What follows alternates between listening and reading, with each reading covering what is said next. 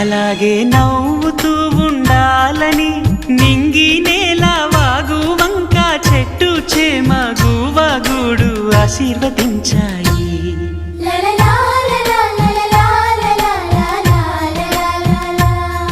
ఒక తోటలో ఒక కొమ్మలో ఒక పువ్వు పూసింది. మహారాణిల మహాలక్ష్మిల ఆ పువ్వు నవ్వింది.